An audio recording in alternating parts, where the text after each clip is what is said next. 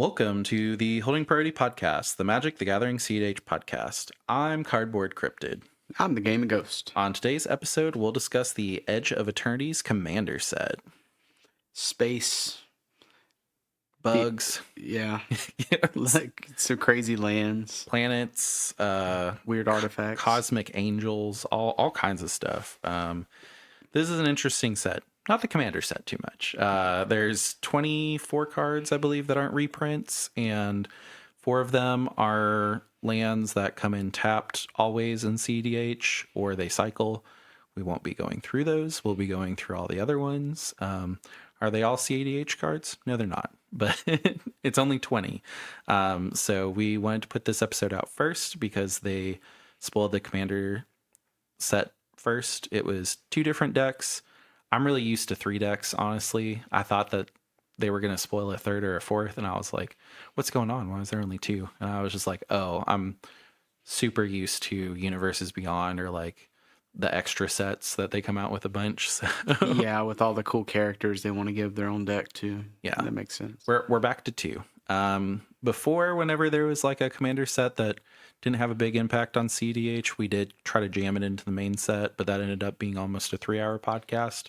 That was a mistake. We're not going to do that again. So we're just going to go over all of the 20 cards. Not fair to y'all, not fair to us. Yeah. Y'all get more content now. Before we get into it, let's go into the shuffle up. So our last episode was about the Final Fantasy Iron Man. I did put the picture of the dragon toilet into the Discord. Everybody liked it. If you don't know what I'm talking about, I'm not going to expand. Just listen to that episode or don't, and just think that we pooped in a dragon's mouth. Rule 1 is we don't talk about it. Yeah, we don't talk about it. This is going to be a set review, so just please keep in mind we do have a link tree, and it has links to all of our stuff. I talk about Hashton quite a bit. I will probably talk about Hashton quite a bit in the set reviews. So if you want to see the primer that I have written on that or my deck list, it's in there. We also have our TCG player link. If you're listening to this and you're just like, I got to have this card, or, oh, I got to have this Commander deck, please give us credit for that. Just click on the link tree, click on the TCG player link. It helps the podcast out a lot. If you like the added sound effects that we added, that was purely through the TCG player link. When we get any help, we're putting it right back in the podcast to make it a better experience. We're almost at 6,000 downloads, and we're very, very close to that 100 subscriber on YouTube. So if you're listening to us and you think about it, please go over to the YouTube and subscribe. As always, this is a set review. It will be on YouTube with a visual component. You will be able to just listen to it and hopefully keep up. We're going to try our best. Sometimes we're not great at it, but we try. Yeah. And then just remember, if you're on YouTube, please comment, like, and subscribe. If you're on Spotify, you can leave comments. I do check those. If you're on any podcast place, they do allow reviews, likes, stuff like that. All of that stuff helps a bunch. We've been growing every single month thanks to you guys. Just listening, commenting, liking, reviewing, all that stuff helps. So thank you so much. Yep. Appreciate you guys. All right, let's get into the Edge of Eternity stuff. So this one's going to be a little different because we're looking at every single card. I'm going to read the card, and then me and Ghost are literally just going to look at it and go, is this a CH card? Yes, no, no explanation. That way we can kind of push through the ones that are just interesting. Before, we would just rate them 1 because it's like, oh, they're neat. Well, we didn't pick these. It's all 20. Mm-hmm, So if it is a card that we want to talk about in a CDH way, or even if it's like, yes, this is a card that could show up, maybe it's a bracket 4, we'll still say yes. We'll actually go into the card rating scale. So the card rating scale is 1 through 5, only whole numbers. 1 means I just think it's neat. 2 is a put aside for later. 3 is might see some play. 4 is I know this will see play in a certain deck. 5 is this will be a strong add in any color deck the card will be running. If we think it'll be a commander, it'll just be a straight 1 through 5 review of how strong we think it's going to be. We do have the option of Force of Will. We get 1 per review. Either mark the card as the best in set or overturn someone else's rating. So only one of our ratings would be used in the final calculation if we think the other person is just completely wrong. In this one, if I say it's not a CDH card and Go says it is a CDH card, he can Force a Will just to talk about it. I don't think we'll be using Force of Will in this set. I don't either. Yeah. It's kind of slim pickings here. I mean, these are commander decks. Maybe. Yeah. There's stuff that's good. It's a Jund commander deck, and we just know Magic does not want Jund to be good in CDH. No. Or whatever. But it'll be a fun podcast. We will be talking about probably some lower power cards. I know that there's a couple of people that said that they like to listen to the podcast just to kind of tune their like 3 or 4 decks into like higher 3 or 4. So we will go over them still. But with all that said and out of the way, let's go into the cards. So the first card, I need to go over this. So recently Magic changed the way that commanders work. You can have a legendary vehicle or spacecraft as your commander. So now the spacecrafts that are in here, if they're legendary, they can be a commander. Shorekai doesn't need the Shorekai can be your commander line anymore because he's a legendary artifact vehicle. There are a couple of legendary vehicles that are in the set that people can build a commander deck out of. I looked at all of them. None of them are impactful to CDH. It's still cool for people that want to have that, like, I want a race car to be my commander, or I want a flying ship to be my commander. I want to make a Weatherlight deck, I think the problem though with these are technically they're non-creatures, so Oh yeah, they're like planeswalkers. I mean, everything and the kitchen sink can counter it. So it's like, yeah, but I mean, Dahada is yeah, but like, is Dahada great? No, but I mean, Dahada is a thing. Yeah, has Dahada beat me a couple times? Yeah, absolutely. I mean, Dargo Timna is probably a better option than those colors, arguably. Yeah, but I mean, Dahada is decent. Yeah, I just the vehicle thing. It's not going to be, in my opinion, is not going to be as impactful as some of the other crazy rules they had changed or updated. Or yeah. I mean, I personally always want a creature as my commander. Just it makes the deck a little bit more consistent. Like, I don't want to summon Dahada and have to worry that everybody has a counter for her. Like, it's nice to know that for the most part my commander is probably going to resolve if it's a creature. Now it might get swords, but but this is Hearthhull the World Seed. 1 generic black, red, green legendary artifact spacecraft. It has station, tap another creature you control, put charge counters equal to its power on this spacecraft. Station only as a sorcery. It's an artifact creature at +8. So its +2 is 1, tap, sacrifice land, draw 2 cards. You may play an additional land this turn.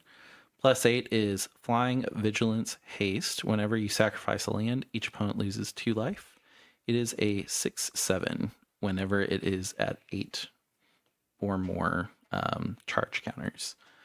So that, just to clarify, that second ability is only if it has 8 counters on it? Yeah, so you have to invest at sorcery speed 8 power worth of creatures to even get it at a 6/7.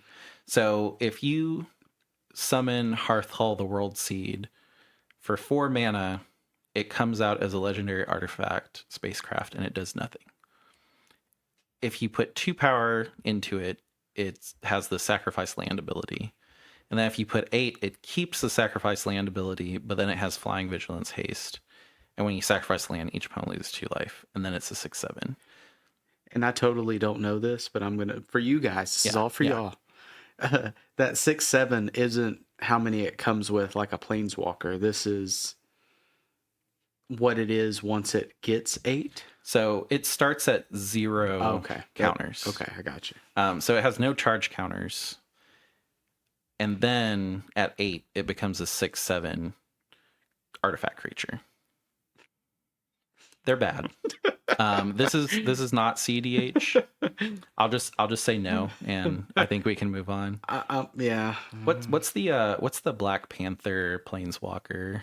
Windgrace? Yeah, this is bad Terrible. Windgrace. Terrible Yeah, Windgrace. at least Windgrace, you can kind of like just have that like, oh, I'm just a kitty and I'm just like farming, you know, like I got the Studio Ghibli looking one that is like almost $100 now. I wanted to get a custom playmat that was just like a like pixel farm, and I would just be like over there farming the entire time and be like, I don't care what y'all doing, I'm just a little kitty and I'm tending my farm. You know? That was whenever I played a little bit more casual, but yeah, this is not CDH. Pretty art though, Yeah, I guess. this is a no. In Spirit, flagship vessel. Oh, so the no was for Hearthhole the World Seed.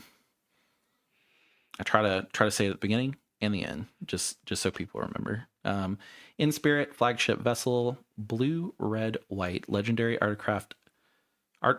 legendary artifact spacecraft. I combined this. Autocraft.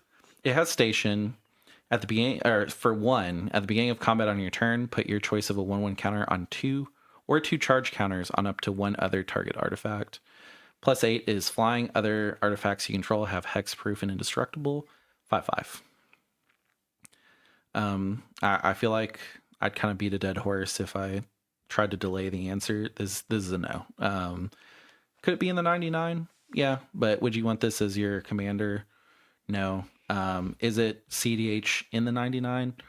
Probably not. You know, not for 3 different mana values, or not for 3 different colored mana, and then to even get any value out of it, you have to station a 1-cost creature at sorcery speed.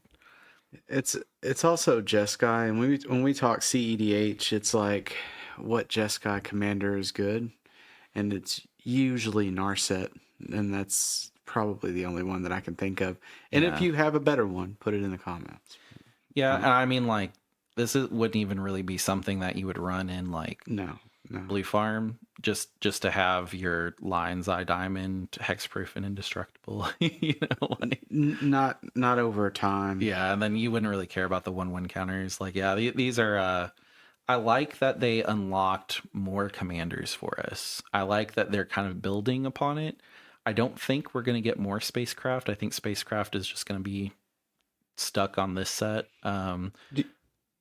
I feel like it's going to just go the way of battles. Like, they were like, oh, we're putting out battles. And then everybody's like, well, we don't need another card type. And they're like, we're doing it. And then we're like, all right, well, we want you guys to build upon battles. Like, if you're going to introduce them, like, keep introducing them. They're like, no. So we're done with that.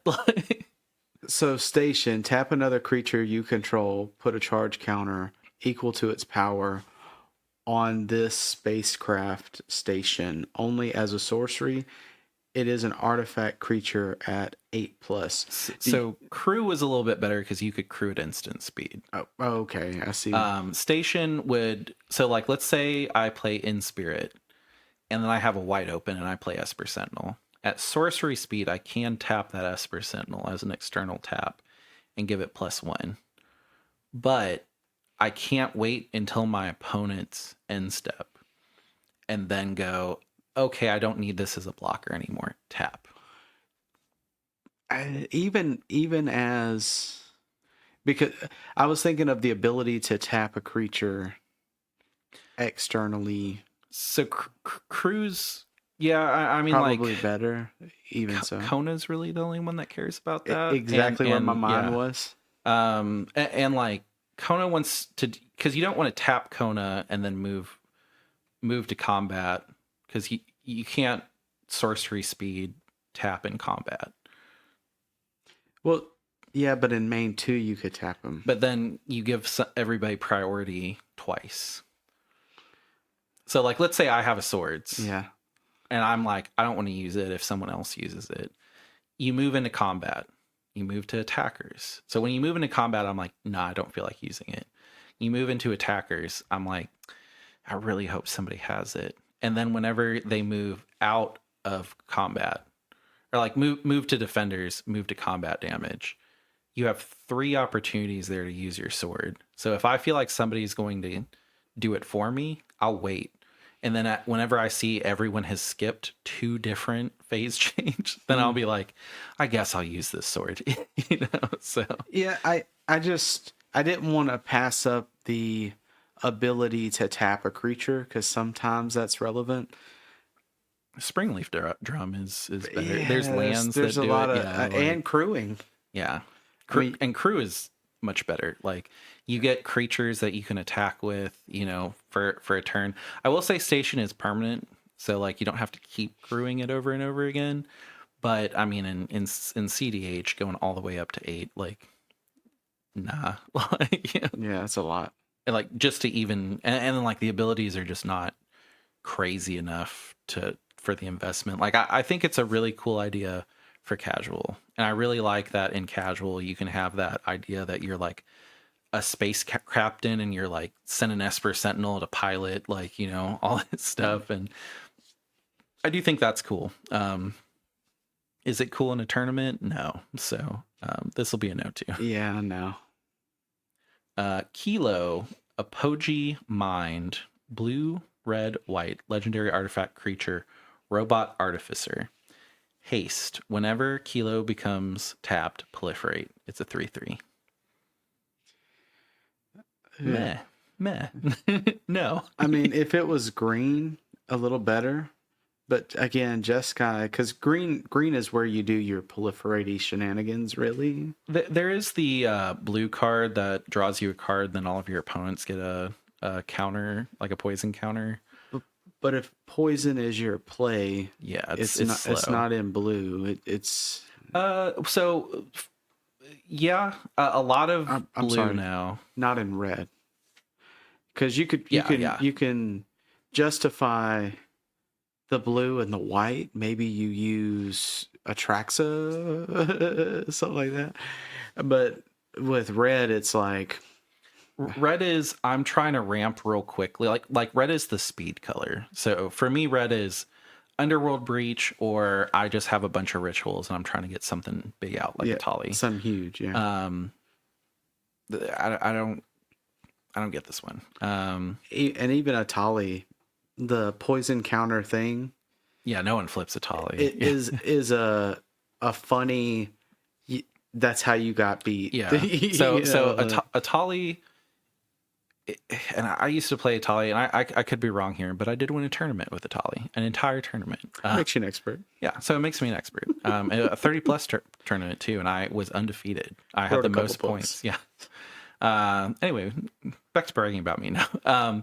The only time you ever flip Atali is if you are in top 16, top 4, and everybody's so locked down that you can't do anything, and that's your grind plan. It's cool that there's a grind plan on the other side of Atali, but you have to be insanely desperate to do it. Yeah, you're just because you're committing to 3 turns of swinging a giant infect, basically. So and again, maybe there's something I'm missing. 3 for a proliferate outlet, maybe. I mean, like this is ISO Scepter loop. Yeah. Because you untap tap, untap tap, untap tap, untap tap, and then you proliferate a way to kill somebody at that point. But or like unwinding clock, I guess would work too, since it's an artifact. But like, it's not CDH. Yeah. No, I don't know. I want it to be. Yeah, but no. All right, next face commander, Sarel. Genesis. Oh, sorry, that was a no for Kilo Apogee Mind. I'll go back every time if I have to. Sazel, Genesis Shepherd. 2 generic, black, red, green. Legendary creature, insect druid. Flying, you may play lands from your graveyard. When you sacrifice another non-token permanent during your turn, put a number of 1/1 counters equal to Sazel's power on up to 1 other target creature, 2/5. Um, it's a no. I don't like. I think it's better than the spaceship. Yeah, it is cool that you can play lands from your graveyard. It's bad Corvold, and Corvold is no longer around.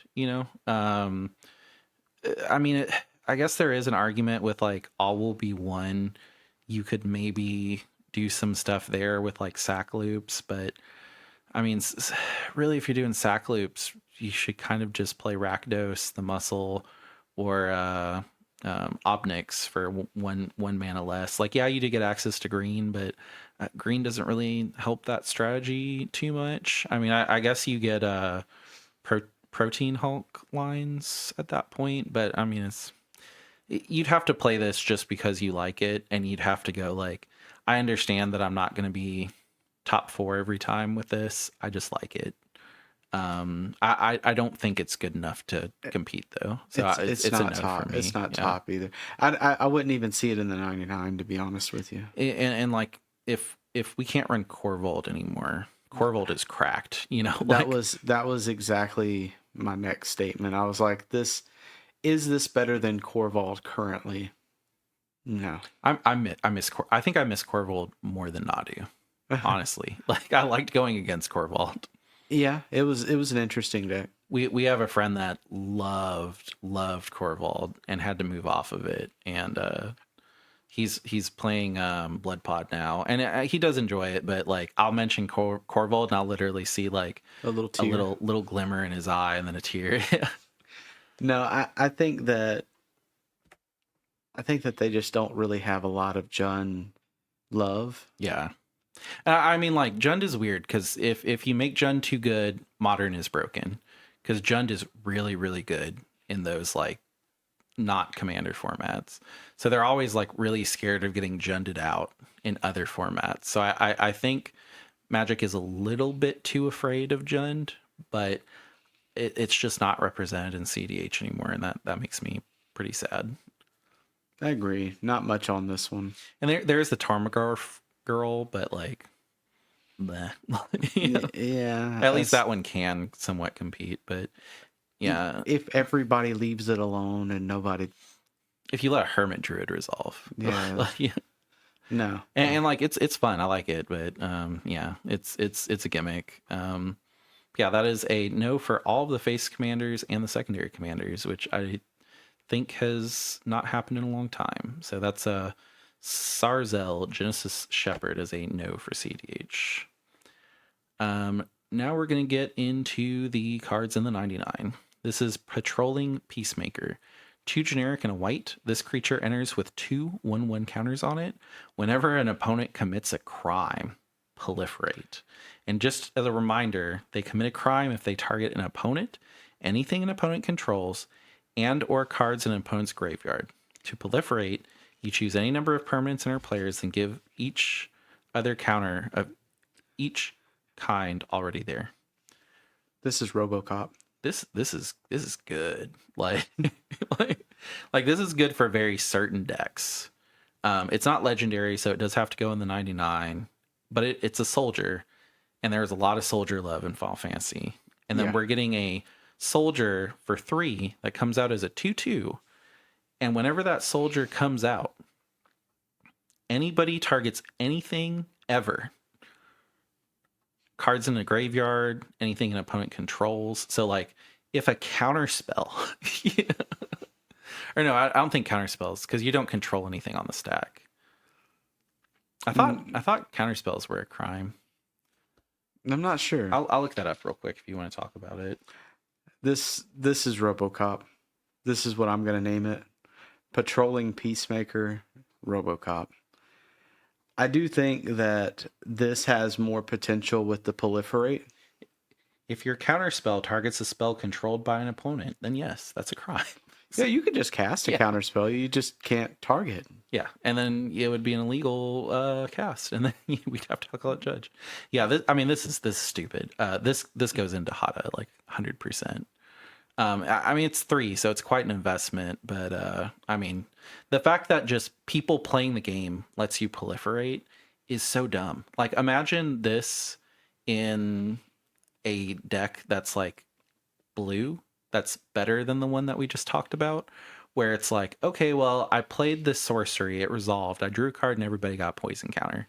And everybody's like, yeah, whatever. And then you play this patrolling peacemaker, and it's like, anytime anybody ever targets anything or tries to do a counter spell, everyone gets a poison counter. Good luck. You know, like, Well, with the blue as well, like, so that spell that we talked about earlier, I can't remember the name, but it's give each opponent a poison counter. yeah, So you put that out, you cast this, and you're just like, it's a matter of time. yeah. Like, Have a bunch of good spells. yeah. It's like you can target, each of you collectively can target 9 things for the rest of the game. Good luck. You know, like, The mana value is a little high, so it's a little bit of a high investment. And I mean, 3 is for that effect. Like, I do get it, but and shame on anybody that lets this sit on the field. yeah. You know what I mean? Like, this hits the field, and then everybody tutors for a counter. Well, I mean, Or not a counter. how do you remove it? I mean, you let him proliferate once. You target it, and let's say I counter the thing. Are you going to counter my thing? I think this is where everybody has to kind of. Yeah. That's like, funny, man. Imagine swordsing this thing, and then it's like, all right, everybody gets a poison counter, and then they're like, oh damn, okay, well, he just played a counter spell. Yeah, I'll counter that. It's like, all right, everybody gets another poison counter. It's like, where are we at? Yeah. Oh, y'all are at 3 now. Yeah. I mean, I guess I could.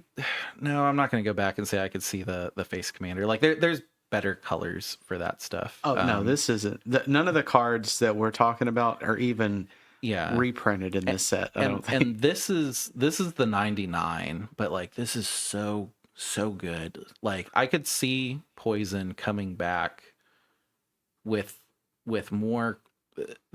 You can't rely on an entire deck on just one creature, but I mean, this is good. You know, like, we know a lot of people that they like to create situations at the table that makes the table have to think differently, like Slicer, Ogier, where it's like you only have a certain amount of actions left in the game before you all die. So figure it out. This is a puzzle that all 3 of you need to figure out. Yeah, or y'all just die. Like, I like it. I think that this. Like, imagine putting this out and then somebody's like, well, I'm going to try to Underworld Breach. It's like, great. Like, well, no, you don't target. You do.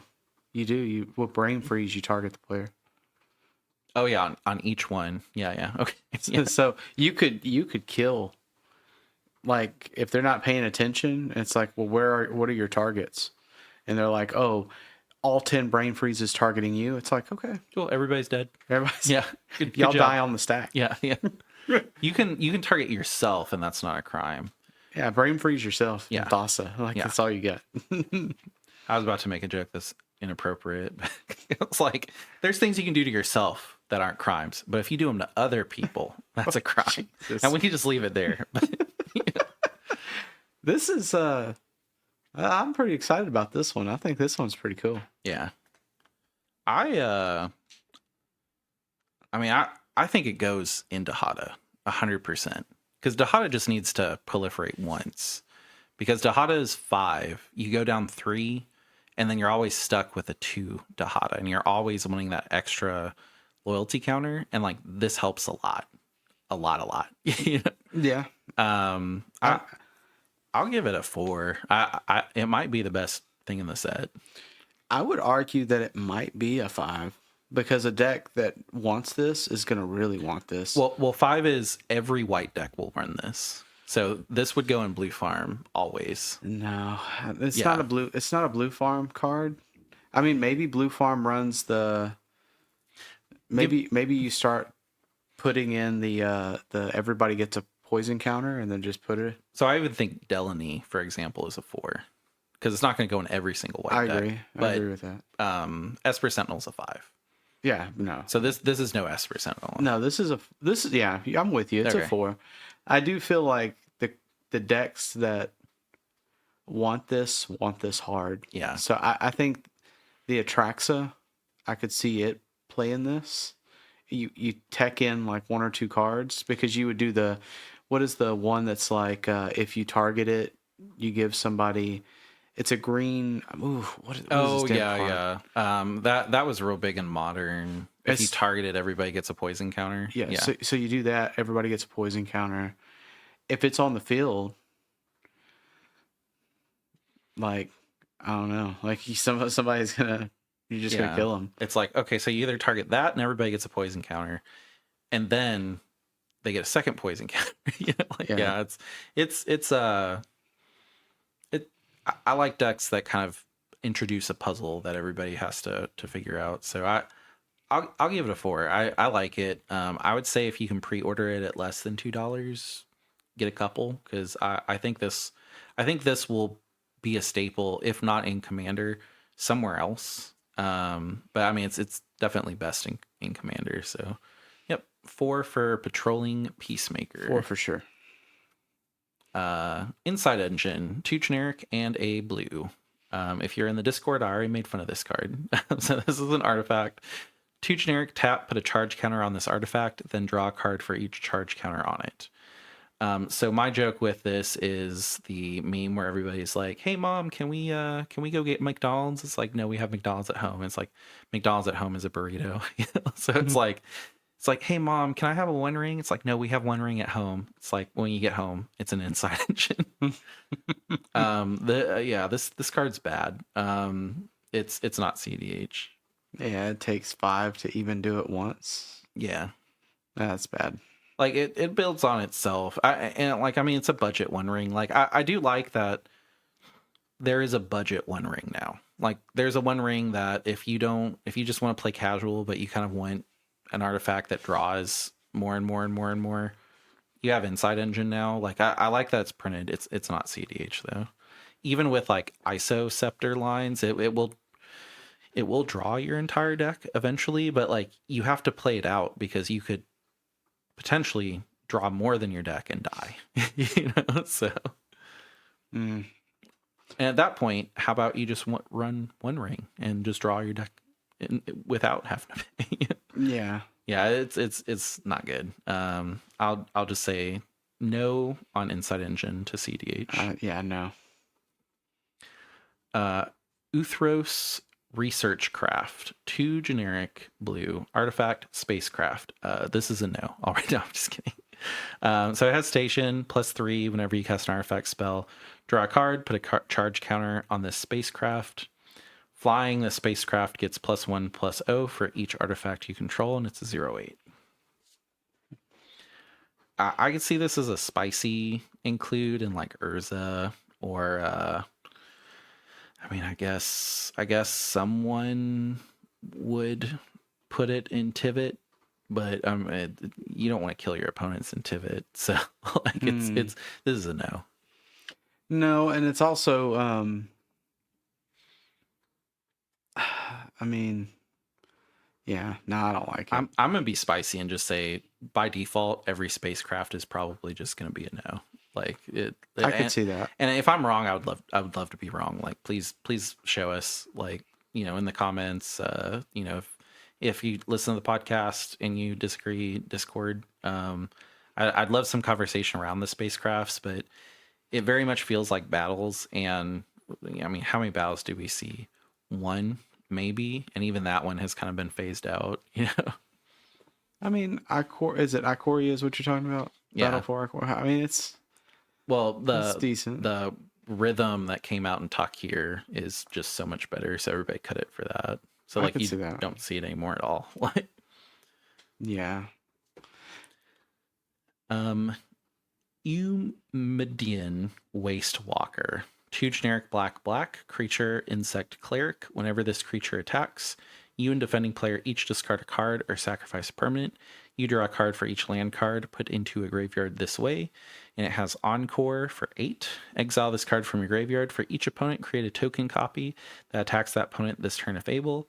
They gain haste. Sacrifice them at the beginning of the next end step. Activate only as a sorcery. It's a 4/4. So I will say yes to this one, only because in Crick it's a 4/4 that whenever it attacks, the person that you're attacking, and you have to discard a card or sacrifice a permanent. And if it's a land card, if you sack your own land card, you get to draw it. So it's kind of like a second Braids. I was looking at it for a Tali. Or not Tali. I don't play that deck anymore. Hashton. I would not put it in Hashton. The Encore is 8. Like, if I'm paying 8 to do this, I'm truly desperate. You know, like, Yeah. Yeah. because I could see Crick doing it. Does it take a spot in Crick though? Is kind of where our Keurig. I don't know. yeah, I mean, also the Encore, you were doing that. You have to sacrifice 3 permanents, and each of your opponents sacrifice 1. So it's like bad. I'll say a no. Like, it'll get a like honorary maybe, but I don't think. I think Crick is so. I think Braids is so much better, and I don't really think you want a second Braids. I like the option is there. So like, if I said it was a yes, I would give it a 1 or a 2. I'm okay just calling this one a no. I like the name Eumidian Waste Waker. And the art is like fantastic. Like, Yeah. like all the blues and greens and blacks. Like, I really like it. And then there's like pops of purple and pink. Like, Matthias Coloros just knocked it out of the park here. But yeah, it's a no. No. Depth Shaker Titan, 5 generic, red, artifact creature, robot. When this creature enters, any number of target non-creature artifacts you control become 3/3 artifact creatures. Sacrifice them at the beginning of your next end step. Each artifact creature you control has melee, trample, and haste. Whenever a creature with melee attacks, it gets +1/+1 until end of turn for each opponent you attacked this combat. I mean, it's I get what they're trying to do. It's a was it the Behemoth in red? Crater Hoof. It's Crater Hoof Behemoth in red. Is Crater Hoof Behemoth CDH? No. Is this card cool? Yes. Is it CDH? No. Yeah, I'm with that. The other thing is, like, let's say you turn all of your artifact creature or your artifacts into 3/3 creatures, and someone fogs, then you just have to sacrifice them. like that sucks. Yeah. Like, yeah. So no. This is a no. It's a cool no, but it's a no. Avendo Brush Razor. 2 generic and a red creature insect warrior. When you sacrifice a non-token permanent, exile the top card of your library. During your turn, as long as you sacrifice a non-token permanent this way, you may play cards exiled with this creature. You can tap it, sacrifice land, add 2 red. It is a 2/2. Progress always has a price. I like it. I would put it in a Tali just because it lets you sacrifice a land and you add red. So the fact that you can tap a forest, then tap this and sacrifice it to get 2 red, you could get 3 mana out of that land on that turn. So it kind of just holds mana for a turn, and then next turn you get all of that mana back. Then when you sacrifice that land, you exile the top card of your library and you have access to it. And then during your turn, as long as you sacrifice a non-token permanent this turn, you may play cards exiled with this creature. So that stays stamped on the card in exile. So that stays in a second hand forever.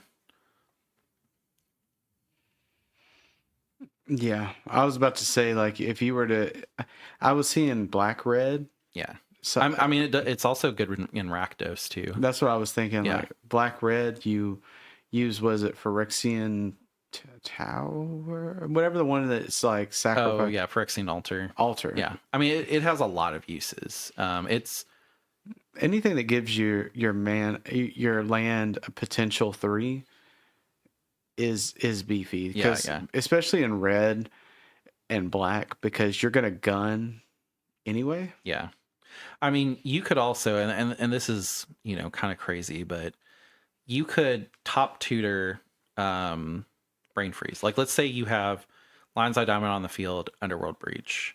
You could Mystical Tutor Brain Freeze, sack your Lion's Eye Diamond, or play your Underworld Breach, sack Lion's Eye Diamond, just the fact that you sacked Lion's Eye Diamond, it will exile your Brain Freeze. So you don't lose it whenever you sack the Lion's Eye Diamond. Then you have access to Brain Freeze and your combos there, you know?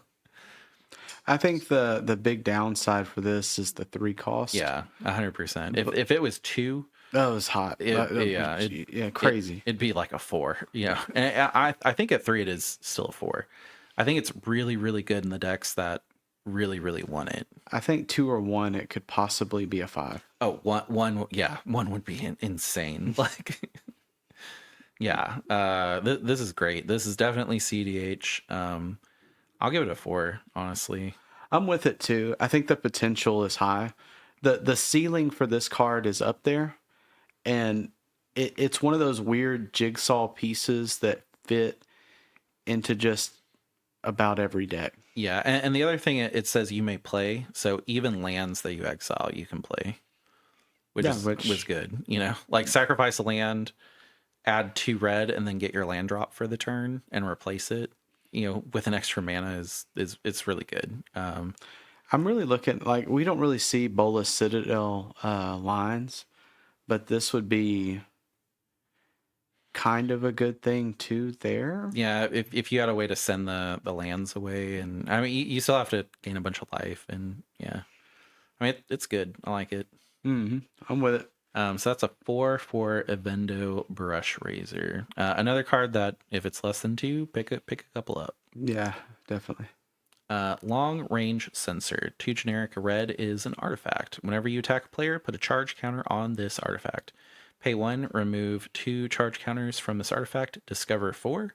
Activate only as a sorcery. Exile cards from the top of your library until you exile a non-land card with mana value 4 or less. Cast it without paying its mana cost or put it into your hand.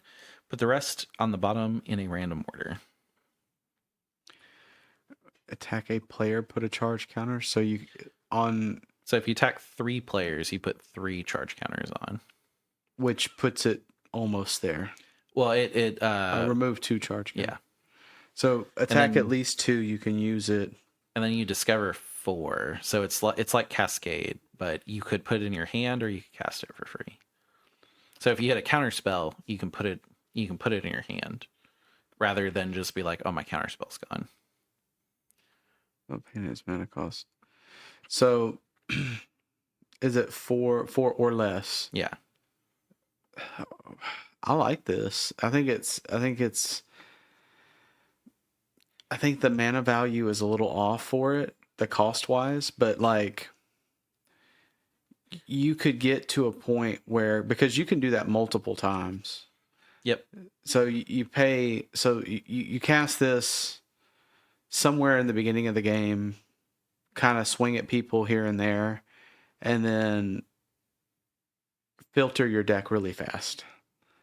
Because you could do Underworld Breach off, for free, and then a possible maybe Underworld Breach and Brain Freeze,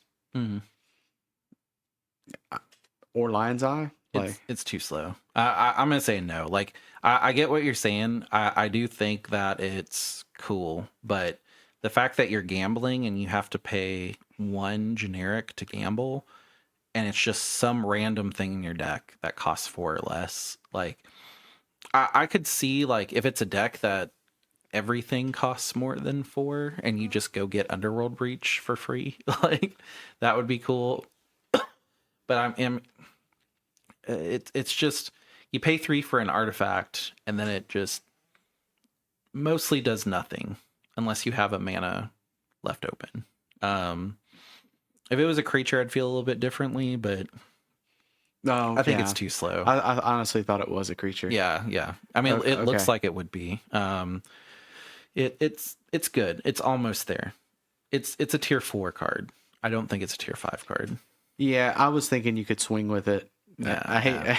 I was pretty sure. I was like, I'm gonna let you go, but like, I honestly thought you could swing with it, and yeah, you could with the red Crater Hoof Behemoth. Still interesting. Yeah, I think that, like, it's again, it's a slot machine card, and slot machine cards are not good. Like, yeah, but there's Yes and no, because there's polymorph, and polymorph is a slot machine, and it's there. When's the last time there was a polymorph CDH deck in a tournament, though? Probably the last time you played it Yeah. that I know of. Yeah. But I mean, Like, even churning Rawgrath into a Hullbreaker horror, not CDH. Like, okay, got yeah. you. I'm cool with it. It's just, I think it's almost there. I think it's on the cusp of greatness, but it's not there. I would like to see a really good slot machine deck. And I would say, like, Atali is kind of a slot machine deck. So, like, Yeah, but no. yeah, like it's a rigged slot machine deck. It's a, can I do it 3 times? If I can do 3 times, I probably win. Yeah. Cool. I will say no for long range sensor. Cool. Same. Cool, but no. Planetary Annihilation. 3 generic, red. Sorcery. Each player chooses 6 lands they control, then sacrifices the rest. Planetary Annihilation deals 6 damage to each creature. This is a no. This is, was it Worldfire, kinda? It's A bad it's Worldfire? bad in every single aspect. Like, it's 5 to go down to 6 lands, which is like, I only need 6 lands in CDH. And they choose. So it's not like you're going to be able to get rid of Guy's Cradle, or, like, it's bad. Yeah, I heard something different Yeah. while you were reading it. I was thinking destroy the lands. But no. Well, you keep 6 and then sacrifice the rest, but you decide. Like, the player decides what their board state is. I don't ever have more than, usually games are done within 3 or 4 lands tops. Yeah, like yeah, this is just bad. No. Okay, cool. It's a no for Planetary Annihilation. Baloth Prime, 3 generic and a green creature beast. This creature enters tapped with 6 stun counters on it. When you sacrifice a land, create a 4/4. Yeah, I'm gonna keep going. I'm sorry. Yeah. It was 6 stun. What? Yeah. What is a stun counter? If a permanent with a stun counter would become untapped, remove 1 from it instead. So when you sacrifice land, create a 4/4 tapped green beast creature token and untap this creature. 4, sacrifice land, you gain 2 life. It's 10/10. This is a no. I'm cool just moving on. That's terrible. It doesn't even have trample. What a Yeah. That's a no. All right, next one. Next card. So this one, I'll open this with, we had a discussion. A lot of people thought you could get this with Urza's Saga. Urza's Saga only lets you go and get something with 0 or 1 generic. So you can go get a Soul Ring with Urza's Saga. You cannot go get Esper Sentinel. You cannot go get anything with X in its cost. It has to be 0 cost or 1. It's not mana value, it's mana cost. So you cannot go get a 1 green artifact spaceship. I see a lot of people saying that this combos with Urza's Saga for infinite landfall. It is not. It does not. So Exploration Broodship. Well, you can't tutor it if you already have it on the field. Fine, but Exploration Broodship, 1 green artifact spacecraft station. Tap another creature you control. Put a charge counter on it. It's an artifact creature at 8+. +3. You may play an additional land on each of your turns. +8 is flying. Once during each of your turns, you may cast a permanent spell from your graveyard by sacrificing a land in addition to paying its other costs. It's a 4/4. We already have Exploration, which is a 1-cost enchantment that immediately lets you play an additional land on each of your turns. And then we already have a 4-cost artifact that lets you, once during each of your turns, play a permanent spell from your graveyard. Yes, this is 1, but I'd rather pay 3 more mana than have to station 8 charge counters on this thing. I was gonna say, like, it's not even. Usually, the good thing about lower cost cards are they're easier to get out, 1, and then get from deck 2. This one, even if you were going to try to use something like a Ranger Captain, it doesn't get it because it's not a creature. Well, the other thing too is green is in no need of replacing 1-drops. Like, you've got Delayed Halfling, you've got all of your mana dorks. Like you have your 1 drops and you have multiple options for them. I don't think this is CEDH. No, I think it's the closest thing we have to CEDH on a spacecraft. I'll give it that, but it's not CEDH. Yeah, no. All right, we're at 14. Well, okay, so let me back up real quick. Do you think something like Cocaine Bear may run this? Nope, because what you care about in Cocaine Bear, Lumra? Yeah, Lumra. I always called it Lumara, but I noticed that A does not exist, so I think it's Lumra. I don't know. I was going to say Lumara. I've always heard Lumara. Like, even people that play it, I've heard Lumara, but I was looking at it, I was like, I think it's Lumra. But that cares about things coming in untapped only. So that's the thing that you care about. You know? Yeah. All right. Next card. This is, I thought it was funny that you mentioned Limra. So this is Horizon Explorer. 2 generic green lands, or creature insect scout. Lands you control and are untapped. Whenever you attack a player, create a lander token. It's an artifact with 2 generic, tap, sacrifice this token, search your library for a basic land card, put it onto the battlefield tapped, then shuffle. It is a 2/4. I do like the flavor text on this. I'm going to read it. Every world is a new garden. So it's like they're alien insects that they're just going to worlds and they're just like, oh, we don't want to conquer you. We just want to plant our stuff. We're just going to plant. We got real pretty flowers and we're going to plant them here and they might eat you, but that's okay. I don't see the second part of this being real relevant. Oh yeah, definitely not. I mean, the enters untapped. You want to get as many lands you control and are untapped effects in Lamara because that's what makes it consistent. That's what it wants to do. And this is an extra one at under 4. So I mean it's a 4. Like it's CDH because Lamara is CDH and it's a 4 because it's exactly what you want in Lamara. I could also see it being a Gitrog monster. Is that a CDH commander? Not really anymore. Not really anymore, but like we've got a lot of stuff, so like I don't know. Maybe it jumps back out. Yeah. Yeah. I don't see it though for that. You just like Lamara because it's all green. So with Gaia's Cradle you can tap it and you're like, oh I got it now. Yeah, it's pretty solid. Cool. Well, easy 4. Horizon Explorer 2/4. If you play Lamara or you play Gitrog, it's a good card. Otherwise, meh. Message if you're gonna put that in. Yeah, if you do. Because I'd be curious if this is better than X card in the 99.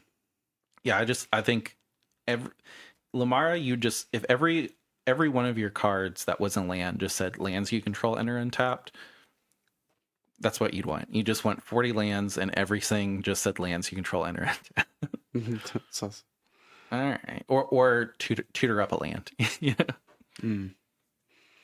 Scouring Swarm, 1 generic black-green creature insect, flying. Whenever you sacrifice a land, create a tapped token that's a copy of this creature. If 7 or more land cards are in your graveyard, otherwise create a tapped 1/1 black insect creature token with flying. What does this card remind you of? Oh, I don't know. Maybe I genuinely don't remember the name. Oh, so. You don't really? Okay, well, it was in Nadu. Yeah. It's a Scoot Swarm. Yeah, it's a Scoot Swarm, but the other way. It's a Scouring Swarm, but it has flying. Scoot Swarm did not have flying. He just scuttled around. Yeah. So like now you have something with. I mean, and you're gonna make so many of these that you're not really gonna care if they have blockers, even with Scoot Swarm. But I mean, I like that we have another Scoot Swarm. It is specific to Golgari though, which balances it. I think Scoot is two mana value. I think no, Scoot is 3. It's 2 generic and a green. I thought I'll look it up while you talk. The issue I see with this is how do you keep sacking lands? Oh, Scoot Swarm is 2 generic and a green, so it's the same thing, just with a black. Well, I mean, you're just looping them. So like Lamara, that's what Lamara does. And now Lamara is pure green, so you can put Lamara, but you're finding landfall loops. Like it's basically just a landfall loop. Well, I guess landfall loop. Yeah. win con. Yeah, like you're not bouncing. It's a little bit easier to bounce than land sack loops, but this is there's plenty of them. Yeah. I mean, is this CDH now? Like, I but mean, I'm sure that this will be somebody's win con in casual, but oh yeah. I mean, and even Scoot Swarm, like it was only a win con in Nadu and Nadu's ban. So even Scoot, I wouldn't say Scoot Swarm is a CDH card, and I don't think that's a spicy take. no, I wouldn't either. I would say it's right on the edge too. Yeah. All right. We are at 16 of 20. So now we're going to 17. Oh, that was a no for Scouring Swarm. Really cool, but a no. Now we're into the artifacts. So this is Moxite Refinery, 2 generic. It's an artifact. So 2 generic and tap, remove X counters from an artifact or creature you control. Choose 1, activate only as a sorcery. Put X charge counters on target artifact. Put X 1/1 counters on target creature. This is a no. No, Yeah. it reminds me of kind of the Ozolith, but Yeah. I don't think that it's. If there was a way to generate 2 and untap it, and then you had the hardened scales, you could take a counter off, put 2 counters on, take a counter off, put 2 counters on. But then we're talking about like your infinite mana and infinite untaps with artifacts already. So it's like, I mean, you're not walking ballista anybody with this. Like there's so many better ways to walking ballista. So yeah, No, this is a no. I mean, it's cool that it's a two cost artifact. I'll give it that. But yeah, is the CDH now. Mm-hmm. Solar Array, 3 generic artifact. Tap, add 1 mana of any color. When you next cast an artifact spell this turn, that spell gains Sunburst. If it's a creature, it enters with a 1/1 counter on it for each color of mana spent to cast it. Otherwise, it enters with that many charge counters on it. No. Yeah. What? So it's a command sphere that gives an artifact Sunburst, but it has to be a creature to enter with the 1/1 counters. But if it's an artifact, it enters with that many charge counters. So you'd have to be in a 5-color deck to use this. And you'd have to be summoning an artifact creature or an artifact that cares about charge counters. Meh. Yeah, not CDH. Cool. Yeah, like it's anything that's a command sphere that makes your deck better if you like go to a very specific route is really cool for like casual, but and that's like I feel like these were definitely printed with casual in mind, but yeah, it's not CDH. It's cool, but it's not CDH. Yeah. Surge Conductor, 3 generic artifact creature robot. Whenever a non-token artifact you control enters, proliferate.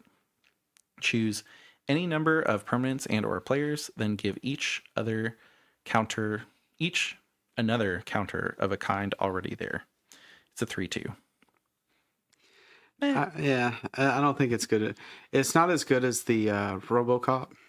Yeah, I think that the RoboCop is the same amount of mana. And whenever you see like non-token artifact, I always think of things that want non-token. Yeah, never mind. I have no idea. I mean, I guess you would always think about Underworld Breach loops, but at that point you're just winning the game, so it doesn't matter.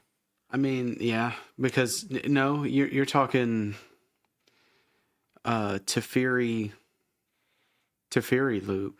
And you're already winning. Like yeah, you win already. Yeah, I was about to say anything where you can flicker a non-token artifact over and over means you're going infinite draw or mana already. So maybe in a weird way, maybe Hullbreaker in those weird instances where all you can do is make infinite mana. This might maybe. Yeah, but I mean, wouldn't you rather this creature have been a mana dump? Like, wouldn't you rather have this creature been Thrasios? Or yeah, yeah. Like, you're not taking Thrasios to put this in, but it's never what you actually want in CDH. It's cool, but it's not what you want. Yeah, I think that it's It's definitely a no. Yeah, Unfortunately. I give it a no as well. All right, and then this is our last card. So it is Emerdian Hatchery land. Tap, pay 1 life, add black. Put a hatchling counter on this land. When this land is put in a graveyard from the battlefield, for each hatchling counter on it, create a 1/1 black insect creature token with flying. I think it's good. You do have to pay life just to add a black, but the land doesn't come in untapped. So it's just a swamp. That's a pain swamp, which there are some decks, Rowan, that wants to take damage at all. No. I was about to say maybe Obnix, but Obnix cares about other people. Yeah. But let's say you use this the entire game and it gets like 4 or 5 hatchling counters. And then you sack it, and then all of a sudden you have 5 insect creatures that you can sack to like an artifact or something like that, and then get the mana back. Yeah. So it just all of a sudden you're like bodies. Well, you know? well, the cool thing about it is it's a land. Like Yeah. anytime a land doesn't come in tapped, has an okay, second verse of text. Yeah. It's usually used somewhere. You know what I mean? And where do you want extra bodies in black? Yeah. Like for tutors. I mean, imagine me putting this in Hashaton and then all of a sudden I'm like, all right, I sack this. I have 5 tutors because I have Razaketh out. Yeah. Like, I don't have good ways to sacrifice land, so I wouldn't put it in Hashaton, but like it's those types of things. Or like, let's say you're playing Crick and you have braids out. And then you're like, yeah, I sacrificed this land. Oh, now all of a sudden I have 5 bodies and I have Razaketh out because I'm mono black. Tutor, tutor, tutor. I don't like that it doesn't have an outlet or it doesn't have a way to sack itself. Yeah. I think it should. That would be a 5. Like. Oh, yeah, but I mean, I feel like it should. Like, I don't feel like this should. It's so easy to sacrifice a land though, like in black. Yeah, Or in green, black, yeah. yeah. Because you could use Rain of Filth or something. Yeah. Tap Rain of Filth, sack it. Yeah, I gain mean, mana. you also have the enchantment that lets you sack a land for whatever color it could produce. I mean, that's black green, but you also have like you were saying, Rain of Filth, where it's tap the land, get the mana, sack it. You also have that red creature where it's all right, tap a land for black, tap sack, get 2 red. Oh, all of a sudden I have insect creatures. Go go go go. Yeah, I could see that. I mean, also it's in black, so you're talking. I think altar is Yeah. possible. Yeah. There's different things that make it go. It's a weird way to ramp into crazy stuff. Yeah. I mean, imagine having 5 counters on this, tapping it for a black, sacking it, getting 6 bodies, and then you're like, with Guy's Cradle, I get 6 green. Yeah, I could see it. Like, for me, this is a 4. I wouldn't put it in anything because like you do have to pay life, which over time is a problem. But it's in a deck that cares about something like this. This is like a golden aura card, and it's on a land, so you don't even have to change your deck too much. I do feel like there is specific decks that would want this. Corvold would love it. Yeah. Well, Corvold doesn't necessarily make it anymore. Yeah. But any black deck that cares about a Gaia's Cradle, Yeah. so I mean, if you used to run braids, or if you have braids in your deck, you're probably taking a swamp out and putting this in. oh yeah, for sure. Yeah. Definitely. Like easy. Yeah. Because I think Braid sack is a sack out. Yeah. And Rowan, you don't see a bunch of Rowans, but like you love paying life to get mana on lands because you're just like, oh, okay, I always get some discount. Yeah. Yeah, I think a 4 is it. I would arguably say it's a land that it's not a 5 because Yeah. there's certain. It wouldn't go in like Blue Farm. No, So it's not wouldn't. a 5, but it's close. You know? I mean, even then, you could kind of argue a little bit and say, well, It's tutors or mana or like all of your sack creatures. well, if I do a Chain of Vapor and you try to give it back to me, Yeah. like, but Blue Farm cares about life, Yeah. so I want the most life most of the game for my Admos. Yeah. It's solid though. I think this is. I like RoboCop, Yeah. but I think that this is up there too. Yeah. I will say that like when I started this, I was like, there are no cards that I'm excited for. I'm probably excited about this one now that I've kind of thought about it. And then RoboCop. And I believe RoboCop was non-face commander card number 1. And this is the last card. So I'm pretty happy. And we're also over an hour. So Yeah, I mean, we made it, guys. Yeah. There's not another one. You're not tricking me. There's nothing. no, that's it. Okay. I even had to check. I don't remember. He's like, there's 30 more. Now, our full set review is going to be pretty long because we have to explain Warp, and like Warp looks really good in CDH. It's you cast the card, you get it for 1 turn, and then it goes into exile, and then you can cast it for its full cost at a later turn. It just it's so good. I think I'm excited for it. I don't see a lot of people that are, but it's like if I have a card that's big that I can get instant value for small, and then it just goes into another zone and like I can it cast makes it. my hand size go down, like because every card I warp becomes an increase in my hand size by 1. So it's like I warp this, I get a good effect.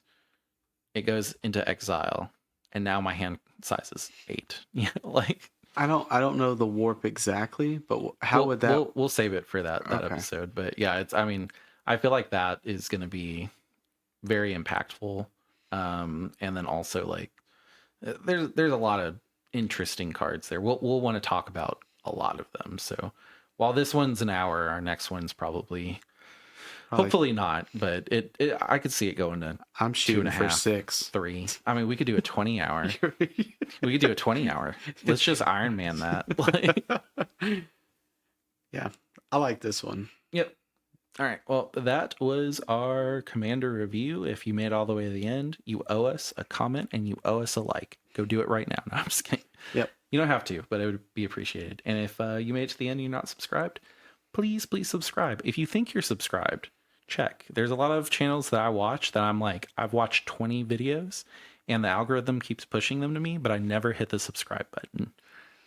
The subscribe button helps a lot. So please check and hit it.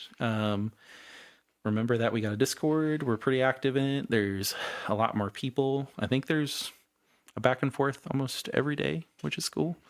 Yeah. So if you guys are there, and then if you're excited about these cards, you're buying them because we showed them to you and you want them for your deck, please use our link tree. It helps the podcast. Pretty much anything that we get that's a little bit extra goes right back into the podcast at this point. So if you buy a card and you use our link, podcast gets better.